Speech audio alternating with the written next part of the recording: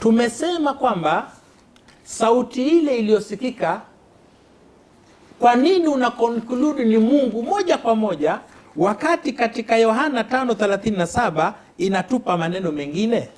Naye Baba aliyenipeleka amenishuhudia, sauti yake hamkuisikia wakati wowote, wala sura yake hamjaiona.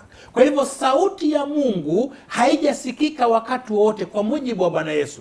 Kwa hivyo sauti iliyosema huyu ni mwanangu, tutawekea question mark. Ndio nikasema sisi Waislamu twasoma, twasikieni ukizungumza, lakini inakuwa vipi kwamba kila yale unayozungumza yanapingwa tena na andiko lingine? Hili linakuwa ni hoja kwetu. Kwa hivyo si tu useme Yesu mwana wa Mungu, na pia ulete suluhu ya matatizo haya, kwamba sauti ya Mungu sio ya Mungu.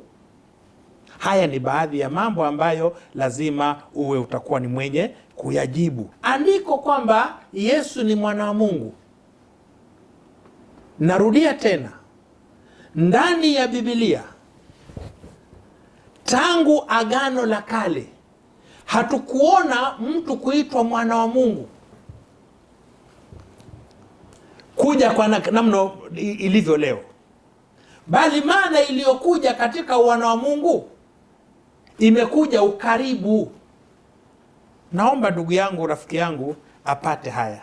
Asema kwamba sijaona katika mtu mwingine ambaye ameitwa ni mwana wa Mungu. La, andiko kwamba mwana wa Mungu zipo, lakini hazikuja kwa kuzaa, bali zimekuja kuonyesha ukaribu. Mfano, ukisoma katika Kutoka 4:22, kitabu cha Kutoka 4:22 ambayo inasema, nasoma tu kwa haraka haraka,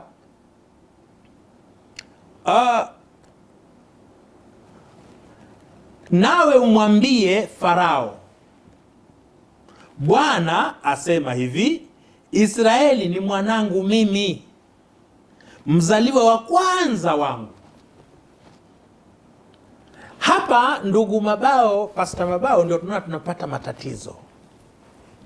Yesu ni mwana wa pekee, lakini katika Kutoka 4:22 yasema Israeli. Israeli ni nani? Israeli ni Yakobo. Yakobo ni mwanangu wa kwanza, means wa pekee. Sasa ikiwa Yesu amekuja, atakuwa wa pekee kweli? Atakuwa ni wa pili au watatu au wanne. Kwa maana hiyo tunarudi katika hoja kwamba Mwenyezi Mungu 44:28 inasema, Bwana mkombozi wako, Bwana mkombozi wako, yeye aliyekuumba tumboni. Huyu ni Mwenyezi Mungu, ndiye anayeumba katika matumbo. Kwa hivyo Mwenyezi Mungu ni muumbaji, sio wa kuzaa. Asema hivi, asema nini?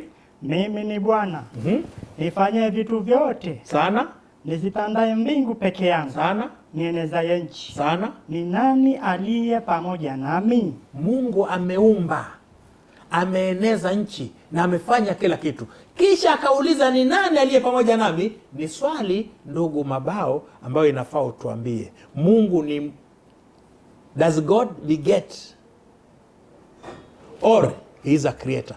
Mwenyezi Mungu ni mwenye kuzaa au ni muumba?